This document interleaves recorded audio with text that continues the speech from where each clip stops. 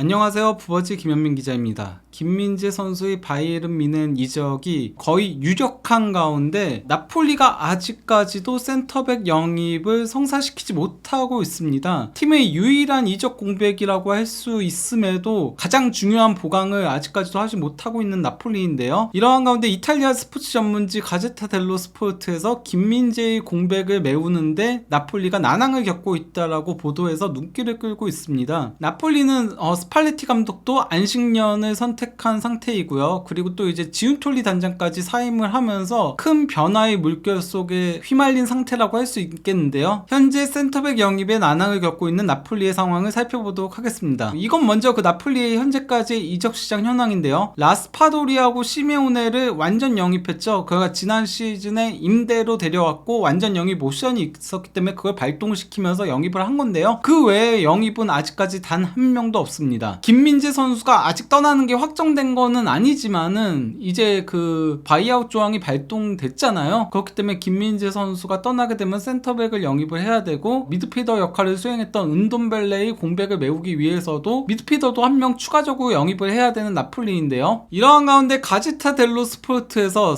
나폴리, 스칼비니에 대한 모든 것, 하지만 아탈란타는 5천만 유로를 요구하고 있다라고 보도가 나왔습니다. 그 5천만 유로면은 하나 약 700억이거든요. 거기다가 이제 김민재 선수의 바이아웃 조항이 5,800만 유로잖아요. 그러면은 김민재 선수의 바이아웃 조항보다도 800만 유로 싼 금액으로 김민재보다는 검증되지 않은 스칼비니를 영입을 해야 한다는 건데요. 거기다가 이제 밑에 그 소제목으로 나온 내용이 어떤 거냐면요. 여기서부터 김민재 얘기가 바로 나옵니다. 김민재 이후 데 라우렌티스 나폴리 회장은 여신의 보석을 원하지만 수호신과 같은 그런 귀중한 선수를 원하지만 할인이 적용된다. 대안은 킬먼과 르 노르방이라고 적혀 있는 건데요. 그러면 이제 본문 내용을 조금 살펴보도록 하겠습니다. 김민재의 공백은 나폴리가 감당하기엔 너무 복잡하다는 것이 증명되고 있다. 그것도 이탈리아 챔피언이 심지어 재무제표상 경제적인 문제가 있는 것도 아님에도 불구하고, 하지만 나폴리는 손실 위험을 줄이고 문제가 더 복잡하게 확산되는 걸 막기 위해 지나치게 높은 금액을 지출하지 않으려고 하기에 데 라우렌티스 회장은 아직 타격을 가라앉히지 않고 조사 중에 있다. 이 얘기가 어떤 얘기냐면요, 너무 비싼 금액으로 김민재의 대체자를 영입했다가 이게 실패할 경우에는 이적료 손실도 상당히 크게 발생을 하는 데다가 센터백 숫자가 늘어나게 되니까 새로운 선수 영입할 때 이게 복잡해진다는 거죠.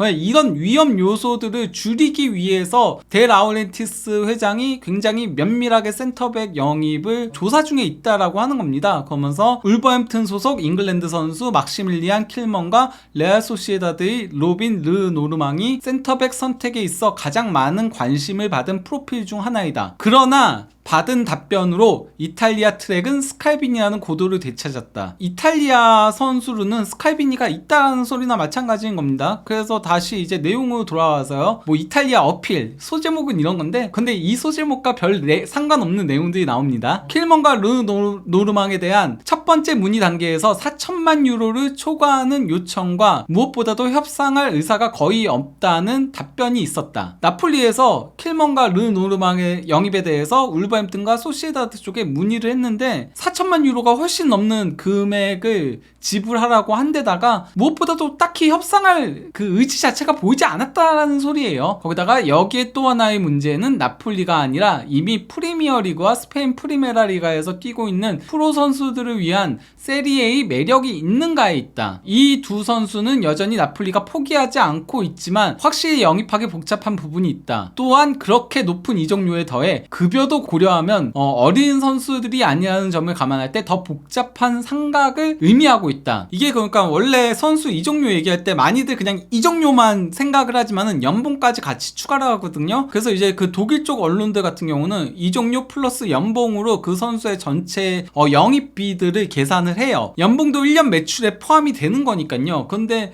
연봉도 고액일 거라는 얘기인 겁니다. 그렇기 때문에 이 두 선수로 김민재의 공백을 메우는 거는 상당히 리스크 리스크가 있다는 얘기인 겁니다. 동시에 미켈리와 만토바니 두 스카우트는 서로 다른 해결책을 찾기 위해 다양한 프로필의 선수들을 살펴보고 있다. 또 다른 문제는 올해 수비수 시장은 특정 평가에 미친 것처럼 보이고 있다는 점입니다. 가장 놀라운 예는 펩 가르디올라의 맨시티가 절대적으로 원하고 이미 선수와 합의까지 맺은 크로아티아 센터백 그바르디올에 관한 것이다. 라이프치히는 1억 유로라는 견적에서 물러설 생각이 없다. 이는 그동안 단 한 번도 센터백에게 지불되지 않은 가격이다. 이번 여름에 유난히 센터백 이적료가 폭등했다는 소리인 겁니다. 그러다 보니까 센터백 영입이 더 힘들다는 얘기를 하고 있는 건데요. 그 다음 소제목은 김민재의 방문이라고 나와 있는 건데, 이건 그가 김민재의 이적료가 이제 올 것이다는 얘기인 겁니다. 그러면서 뭐 그냥 간략하게 얘기 드리면은 5,800만 유로의 이적료 수입을 얻게 된다. 독일에서 온 보도에 따르면은 군복무를 마친 김민재가 내일 병원 방문이 예정되어 있고, 메디컬 테스트를 받고 모든 게 순조롭게 진행되면 다음 주 초에 나폴리가 바이아웃 조항의 금액을 받을 수 있게 되고, 그러면 이적 시장에서 신속하게 움직일 수 있는 유용한 자금 유동성을 가지게 될 것이다 라고 한 건데요. 그러면서 이제 그 아탈란타가 뜬다라는 소제목의 내용은 여기서 이제 그 스칼비니 얘기가 나오는 건데요. 이게 그러니까 김민재의 이적료 수입을 고려하면은 데 라우렌티스는 이탈리아에서 수백만 유로를 기꺼이 지출하면서 당장의 능력보다는 이미 미래가 확실해 보이는 어린 선수에게 투자할 수 있다. 킬먼이나 르노르망보다는 차라리 장래가 유망한 그런 스칼비니한테 투자할 수도 있다라고 보는 겁니다. 그러면서 2003년생 스칼비니가 그 대상이다. 맨유와 첼시가 그의 영입에 관심이 있기에 페르카시 아탈란타 회장은 스칼비니 이적료로 5천만 유로라도 요구할 준비가 되어 있다. 그러니까 뭐 김민재 선수의 이적료랑 별 차이가 없는 거죠. 그러면서 이는 나폴리가 지출할 의사가 없는 금액이지만 아탈란타 회장은 포기하지 않고 이러한 제안이 실제인지 또는 협상을 시작할 가능성이 있는지 확인하기 위해 잠시 기다릴 것이다. 아탈란타는 꽤나 느긋하게 기다리고 있다. 비록 그가 21세 이하 유럽 선수권에서 실망스럽게 돌아오긴 했으나 그가 국제적인 관심에도 불구하고, 그러니까 많은 유럽 구단들, 그러니까 맨유와 첼시 같은 구단들의 관심에도 불구하고 적어도 1년은 더 아탈란타와 함께 있고 싶어 하기 때문이다. 그러하기에 그의 에이전트 툴리오 틴티는 이미 재계약을 체결을 했고, 스칼비니는 2027년까지 50만 유로의 연봉을 수령할 것이다. 50만 유로 연봉이면 상당히 저가에 해당을 하죠. 이러한 관점에서 나폴리는 그의 연봉 협상에 있어선 그리 어려움이 없을 것으로 보이지만, 현재 나폴리는 아탈란타와의 이적 협상부터 통과해야 할 필요가 있고, 이는 전혀 간단한 문제가 아니다. 왜냐면은 계약 기간 2027년까지 있고, 그리고 스칼비니 본인도 1년 더 아탈란타에 남고 싶은 마음이 있다 보니까 원하는 금액에 제한이 오지 않는 이상에는 아탈란타가 굳이 안 파도 된다는 소리인 겁니다. 그러면서 이제 그 마지막 파트로 기타 트랙 이렇게 나와 있는데, 이건 그니까 뭐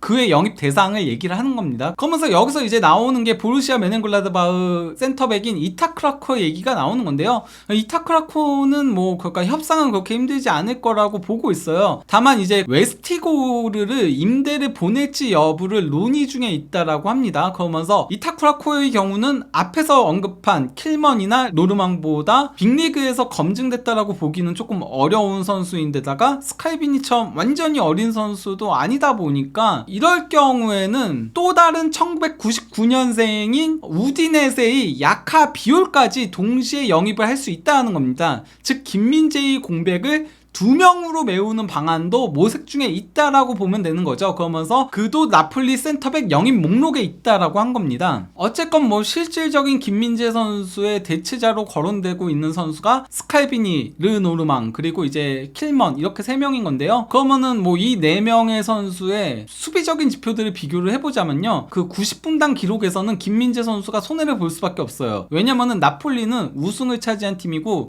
가장 공격을 한 팀이다 보니까 수비를 그렇게 많이 할 필요성이 없었거든요. 그럼에도 불구하고 라스트맨 태클, 거의 마지막 수비자로 태클을 한 걸 얘기를 하는 거거든요. 그걸 이제 기록한 선수가 김민재밖에 없어요. 그리고 이제 그 90분당 파울도 0.9회로 상당히 적은 수치였고요. 김민재는 양적인 부분이 적은 대신에 이제 질적인 부분을 봐야 되는 건데요. 공중볼 성공률이 63%로 가장 높습니다. 거기다가 이제 클리어링도 90분당 3.6회로 가장 많고, 슈팅 차단도 0.8회로 가장 많고, 그리고 이제 그 카드를 수집한 횟수는 도리어 가장 가장 적습니다. 그러니까 굉장히 깔끔한 수비를 선보였다는 것을 확인할 수 있는 거죠. 무엇보다도 이제 김민재의 가치는 공격과 이제 패스에서 있거든요. 이 부분에 있어서는 다른 선수들이 비교할 수 없어요. 그나마 그래도 스칼비니만 어느 정도 김민재에 대응할 수 있다라고 볼 수 있겠는데요. 볼터치 93.6회로 독보적으로 많죠. 다른 선수들 다 60회대잖아요. 근데 혼자 30회 이상을 기록을 한 거고요. 그리고 이제 소유권을 이룬 횟수도 8.4회로 가장 적습니다. 소유권은 적게 이룰수록 좋은 거잖아요. 그리고 이제 슈팅을 시도한 횟수는 가장 적지만은 슈팅 정확도가 무려 57.14%로 가장 높습니다. 슈팅을 많이 시도하지 않지만은 매우 정교했다는 걸 확인할 수 있는 거고요. 그리고 뭐 찬스 메이킹도 0.3회로 그 스칼비니 다음으로 많은데 스칼비니는 풀백도 소화하는 선수잖아요. 그러니까 순수 센터백으로는 가장 높은 수치라고 봐도 되고요. 패스 시도 횟수 독보적으로 많죠. 근데 패스 시도가 많은 걸 넘어서 그러니까 유일하게 80회를 넘겼잖아요. 다른 선수들은 50회대인데요. 근데 패스 성공률은 91%로 가장 높습니다. 이게 시도가 많을수록 성공률은 떨어지기 마련이거든요. 근데 김민재 선수는 시도도 많은데 질적인 부분도 상당히 좋다라고 할 수 있고요. 롱패스도 가장 많이 시도를 했고 성공률도 가장 높습니다. 그리고 이제 크로스는 아무래도 풀백까지 소화하는 스칼비니가 가장 많지만요. 김민재도 두 번째로 많고요. 그러니까 순수 센터백으로 뛴 걸로는 가장 많다라고 봐도 무방하고 거기다가 무엇보다도 크로스 성공률도 33.3%로 가장 높습니다. 그리고 전진 패스도 가장 많고요. 반면에 백패스는 가장 적어요. 이거는 백패스가 적은 게 좋은 건 거거든요. 센터백이 백패스하는 거는 그렇게 좋은 게 아니잖아요. 김민재는 패스 숫자가 독보적으로 많음에도 백패스가 가장 적다? 이거는 매우 의미 있는 수치라고 할 수 있는 거죠. 근데 이미 페네르바체가 김민재가 떠나고 고생한 바 있었습니다. 그래서 이제 그 튀르키예 언론인 밀리엣에서는 제목 자체가 페네르바체 김민재 대체할 수 없었다. 수비력 크게 부족이라는 기사가 올라왔던 거였는데요. 그러면서 밑에 그 소제목으로 터키 리그 선두 갈라타사라이에게 승점 5점 뒤처진 페네르바체는 수비 붕괴가 눈에 띈다. 이번 시즌 초에 나간 김민재는 나폴리에서 첫 해 챔피언이 된 데 반해 페네르바체는 김민재 판매로 들어온 돈이 별 도움이 되지 않았고 김민재의 자리를 채우지 못했다라고 한 건데요. 실제 그 페네르바체는 지난 시즌 38경기에서 38실점을 허용했습니다. 그런데 이번 시즌은 36경기, 이게 그 두 경기가 튀르키예 지진 때문에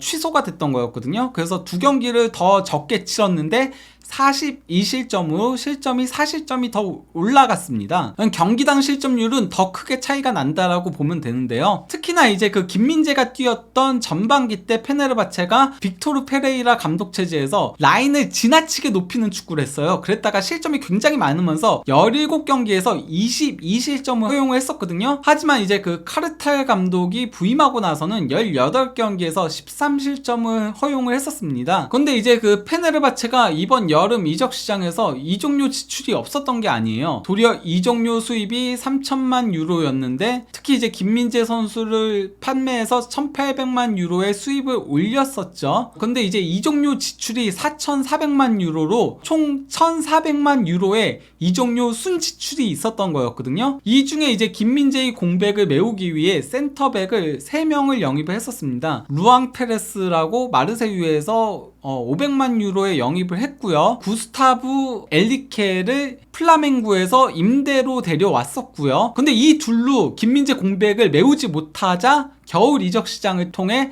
370만 유로로 아카이딘을 영입을 했던 거였는데요. 먼저 그 김민재 대체자로 영입한 엘리케 같은 경우는 지난 시즌 튀르키예 리그 13경기 출전이 전부였고요. 그마저도 19라운드 이후부터는 26라운드 딱 한 경기 출전이 전부였습니다. 거기다가 벤치에 앉은 경기도 5경기밖에 되지 않았고요. 나머지는 아예 명단이 제외될 정도로 아예 이거는 실패한 영입이었다는 게 판가름이 났었고요. 그리고 또 다른 김민재 대체자로 영입한 페레스 같은 경우는 튀르키예 리그에서 11경기 출전이 전부였는데 이건 이 선수가 부상으로 무려 27경기나 결장했기 했기 때문이었어요. 그러다 보니까 이게 그 지난 시즌 페네르바체의 선발 라인업인 건데요. 겨울 이적 시장을 통해 영입한 아카이든이 17경기 선발 출전으로 찰라이 다음으로 두 번째로 많은 출전 시간을 기록했습니다. 찰라이 같은 경우는 뭐 아시다시피 김민재 선수가 있었을 때 같이 이제 파트너십을 구축했던 선수였잖아요. 말 그대로 뭐 영입한 선수들이 아카이딘 제외하고는 다 망했다라고 보면 되는 거죠. 그러다 보니 이제 그 튀르키예 매체인 이름이 이것도 튀르키예요. 여기서도 제목으로 페네르바체는 김민재의 활약을 그리워하고 있다라고 기사가 올라온 겁니다. 당연히 이제 뭐 김민재 선수 인스타그램 뭐 올라왔다 하면은 한국 팬들보다 튀르키예 팬들의 댓글이 더 많을 정도거든요. 이건 이제 그 김민재 선수가 나폴리 우승했을 때 인스타에 게시글을 올렸을 때 튀르키예 팬들이, 제가 빨간 박스 친 게 튀르키예 팬들이건데 댓글을 저렇게 막 많이 단 거죠. 튀르키예 국기를 달기도 하고, 또 이제 페네르바체의 벽이다라는 것도 있고, 페네르바체는 김민재 너를 사랑한다 이런 것도 있고, 그리고 이제 저 밑에 튀르키예 언어로 적혀 있는 게 어떤 얘기냐면요, 이제 돌아와 대장이라는 겁니다. 그리고 이제 한국말로 페네르바체는 당신이 사랑스럽습니다를 번역해서 튀르키예 팬이 올린 거고요. 그리고 이제 페네르바체의 고유색인 노란색과 파란색의 하트를 번갈아 가면서 찍으면서 튀르키예 국기를 또 올린 게 있고, 그 밑에도 그런 식으로 굿잡 킴 하면서 딱 단 거죠. 그런데 이제 그 스팔리티 감독이 최근에 인터뷰에서 뭐라고 했냐면요, 안식년 동안 쉬지 않고 다른 감독들의 전술을 보면서 연구할 것이다 라고 했습니다. 일단 뭐 스팔리티 감독이 안식년을 선언하면서 나폴리 감독직에서 물러났는데요. 그래서 이제 그의 후임으로 과거 AS 로마 감독직도 수행했던 리디 가르시아가 부임을 했는데, 리디 가르시아가 과연 스팔레티의 공백을 메울지 여부도 불투명한 데다가 7월 1일에는 나폴리 단장이었던 지운톨리가 사임을 발표를 했습니다. 상호 합의하에 사임을 한 건데요. 그리고 이제 7월 4일에 유벤투스 단장에 부임을 했습니다. 뭐 그 지운톨리 단장이 나폴리 단장직을 사임하면서 일본 선수를 추천했다는 보도가 있긴 하던데, 뭐 그게 사실인지는 잘 모르겠지만요. 어쨌건 명 단장과 명 감독도 같이 팀을 떠났기에 나폴리는 오는 2023-24 시즌에 상당한 공경에 빠질 위험성이 있습니다. 과연 나폴리가 어떤 센터백을 영입해서 김민재 선수의 공백을 메우려고 할지, 혹시 뭐 관련된 움직임이 있다면은 한준TV를 통해 전달해 드리도록 하겠습니다. 감사합니다.